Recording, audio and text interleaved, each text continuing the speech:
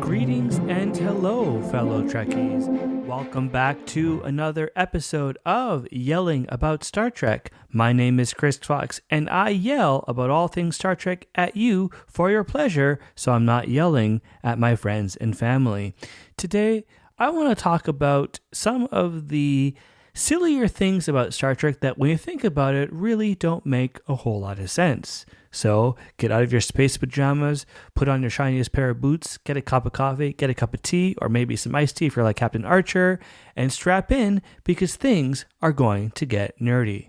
Now, being a lifelong fan and having watched every episode multiple times, probably hundreds of times by now, well, hopefully not each episode, but a lot, I've kind of noticed that there were maybe 5 things that when I think about it go, oof, that doesn't make a whole lot of sense. Why did you guys do that? And in some cases, it might be that the directors or writers or whoever was creating it didn't think about it, or there might be some reasons production-wise that they had to do what they did. So the first thing that immediately comes to mind is the case where a single button does an overly specific thing. Now, there's a couple of examples I want to draw on. The first instance that I can think of where this actually happens is in the original series, second season, the episode called The Changeling. Now, in case you haven't seen that in a long time, that's the episode where they encounter Nomad, who was an alien probe, who really doesn't like biological units because he considers them to be imperfect.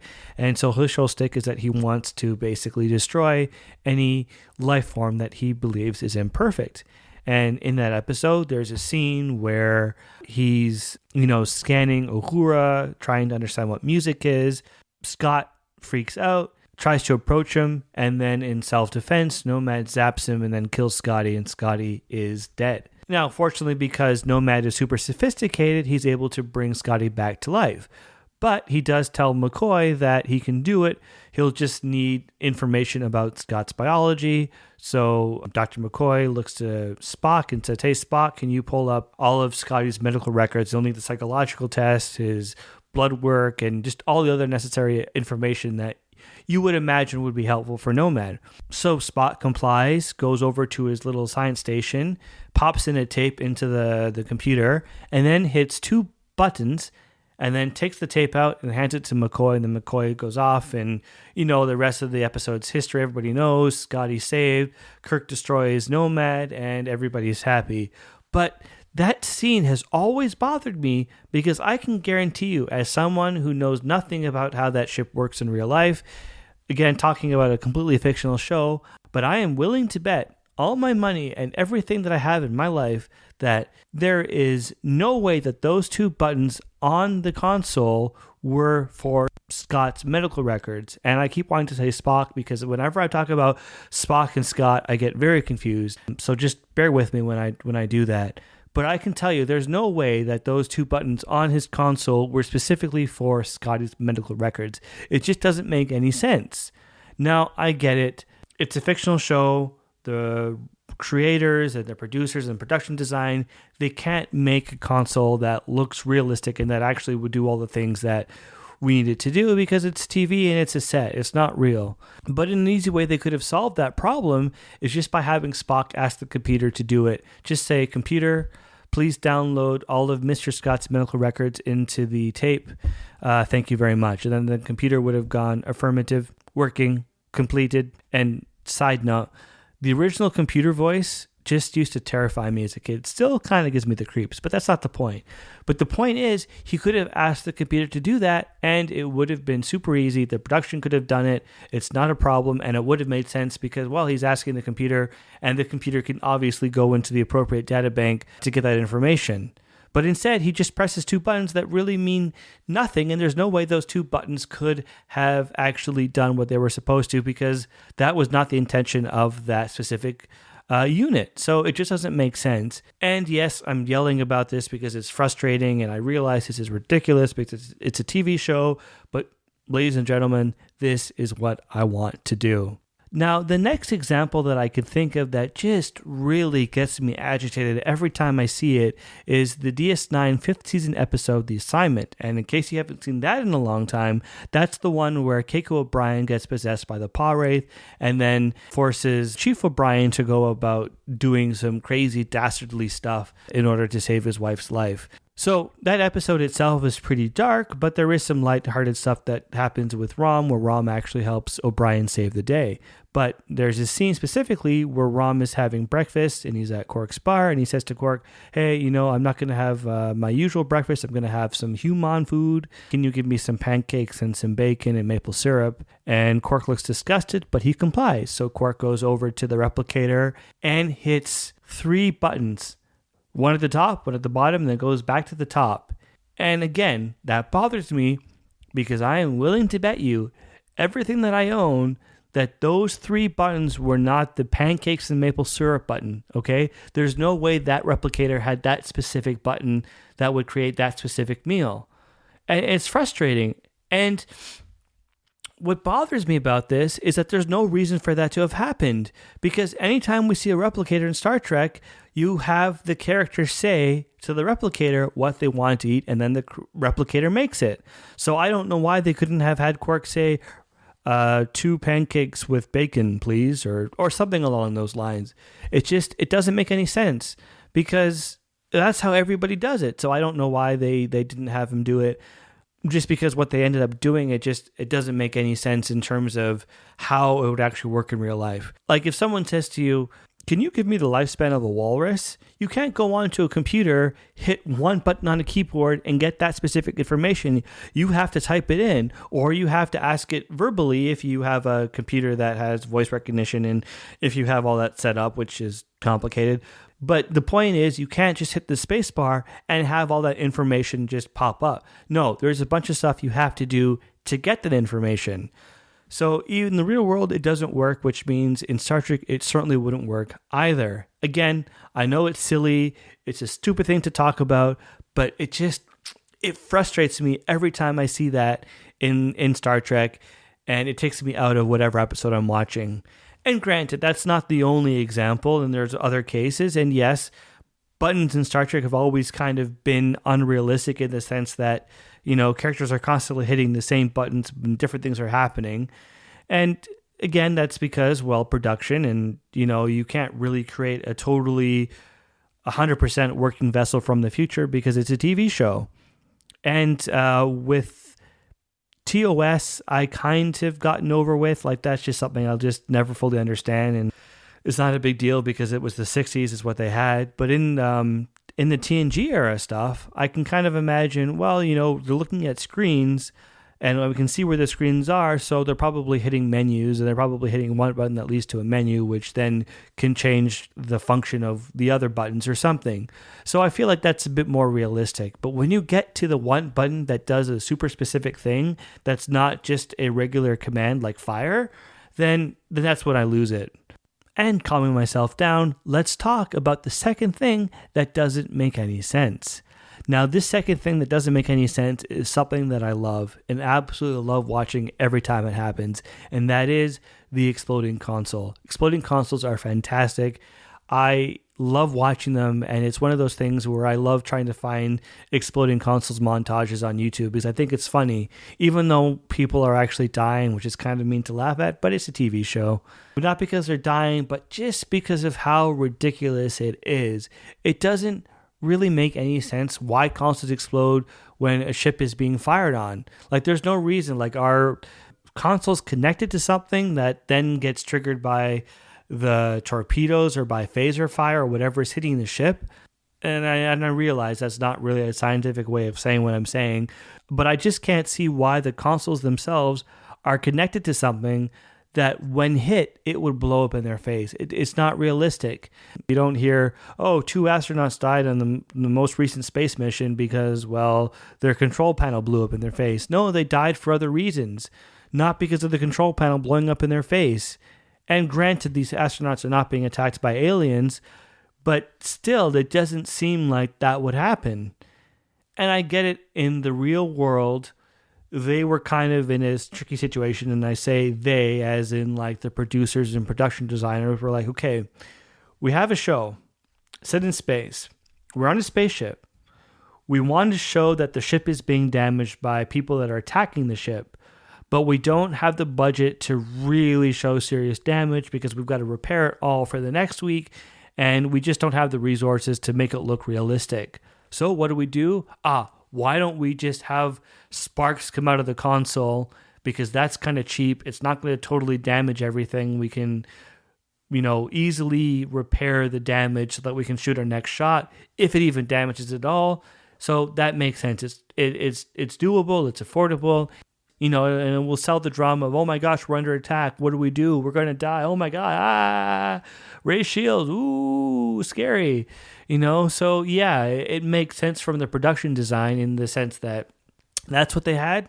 That's all they could really do. And I get it. But in terms of the actual Star Trek universe, it just seems like it's a weird thing. And if there is some scientific reason why that happens, it seems like that would be a pretty big design flaw. Like maybe you should figure out why your consoles are exploding in the first place and maybe try to prevent that from happening so you don't lose all the people that are on the ship. And granted, this also does actually help with plot points. Like in Voyager, they were just like, all right, we want to keep Captain Janeway, but we want to bring all these new people in that aren't part of the crew. So how do we have that seem logical? Oh, I got it. We're just going to have them get exploded by their consoles and then they'll die that way. And then we can just take them out of the show and bring in the new people to fill those roles. No problem. Except for the whole first officer running when he should have been bracing for impact thing. It makes sense. But again, that's a whole other issue. I've been ranting about that. It's a TV show. It doesn't really matter a whole lot. So on that note, let's talk about the third thing that really doesn't make any sense. Now, the third thing I want to talk about in Star Trek that doesn't really make a whole lot of sense is the tricorder. The tricorder itself is iconic. Everybody kind of recognizes it, and other sci-fi shows have kind of used similar devices to scan. And in the show, the function is pretty cool because it gives you information that you need that can usually help progress the plot and give characters information that they need to come up with whatever solution they're going to need to save the day. So that part's really cool. And I do buy that within the show that it actually works and does everything it's supposed to because it's Star Trek, the future. But what doesn't make sense about the tricorder is the fact that when characters open it up, they instantly get all the information that they need. You don't see them going, I don't need the height, I need the actual composition of this object. One would assume that they'd have to go through different menus to change the functionality so that it's scanning something different and giving the relevant information.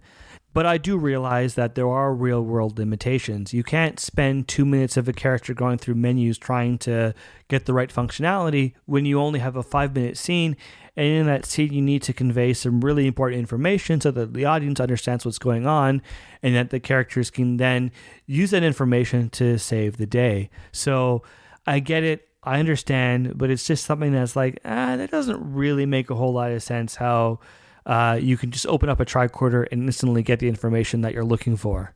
And the fourth thing that I want to talk about that I really don't think makes a whole lot of sense is the fact that all races basically look humanoid with the exception of their foreheads. That's probably one of the things that people make fun of the most about Star Trek is the fact that you have all these different aliens, but yet everybody looks the same except for maybe the bumpy forehead, and that's their only distinguishing feature. And within Star Trek, it doesn't make a whole lot of sense because one would assume that they would be encountering aliens who look quite different, but not just basically a bunch of white guys with makeup on their forehead. So that's always a bit silly to me. Now, I do want to give TNG some credit because I did try to explain that in the episode The Race, that in fact there was a super advanced race that existed a long time ago, millions and millions of years ago, that somehow spread their DNA throughout the universe, and that's why a lot of the different races look humanoid, was because of that. So okay, I buy that explanation. It's interesting. I'm glad they tried to explain it, but I don't know, it doesn't fully make sense. But again, I do understand why they had to do it because, there's real world budget limitations. When you're doing a 24 episode season across different shows, you're definitely not going to have the same money that, say, something like Star Wars has for one movie. So you can't really experiment with the makeup as much. And two, also with the storytelling, a lot of the stories are, okay, we have to establish that these are aliens, but we really have to be able to communicate with them easily and have the audience understand exactly what's going on so we can get in, tell our story, and then get out. So I do understand the reasons in real life why they had to do that, because of the budget and limitations and all that stuff. I get it.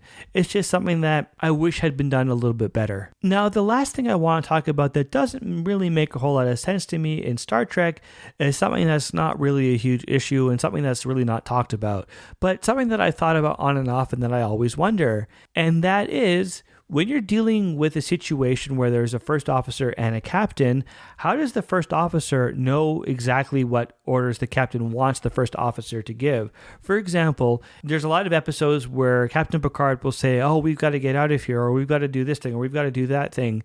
And then Riker will go, all right, Mr. Crusher, take us out of here at warp 6 and then fire aft torpedoes. It's like, well, how does Riker know that that's specifically what Captain Picard wanted to do? There's another instance that is kind of fresh on my mind, and I talked about the whole torpedo situation in a podcast a couple of weeks ago. There is a specific scene that's kind of fresh in my mind that I think really illustrates this, and that is the scene that I talked about a couple of weeks ago where Captain Janeway explains to Chakotay and to the audience that they only have 38 torpedoes and they can't replace them. Chakotay says, Captain, we have 38 torpedoes at our disposal. And then Janeway says, yes, but we don't have any way to replace them. And so Chakotay, after hearing that, gives the order, prepare a photon. And then Captain Janeway goes, fire. But at no point did Janeway say, yeah, we can't replace them, but you know what, you're right, let's use it. So what's confusing about that is that she reacted by saying fire, as if she knew that Chakotay knew that she was thinking, yeah, you know what, you're right, let's use a torpedo anyways. It's confusing. And as I said, that's something that seems to happen all the time in Star Trek, where the captain will give an order or will say we need to do something, and then the first officer will then follow up with that by giving a set of specific orders that the captain seems to think is the right thing, but never really said to the first officer. So I don't know how that happens. And I like to imagine that when Riker's in Picard's ready room, Picard will say, all right, when we go onto the bridge, I'm going to say, get us out of here. And then you're going to say, warp 6. And then also ask Worf to fire some torpedoes. Okay? So that's what I imagine happens behind closed doors, because I don't know how that works. Again, not a huge issue. Not something that's critical, but just something that I've always thought, that's interesting. How does that work? But what do you think? Are there some other things that don't make a lot of sense about Star Trek that really irritate you that you wish I talked about? If there are, then shoot me an email. Let me know. I'd love to hear. Also, I'd love to hear your feedback. Are you liking the show? Are there some things you wish I'd improve? Maybe some topics you wish I'd cover? Just let me know, good or bad, because honestly, I want the feedback, because my goal is to make a show that you really enjoy listening to. And on that note, in the paraphrased words of Captain Kirk, see you out there. That away.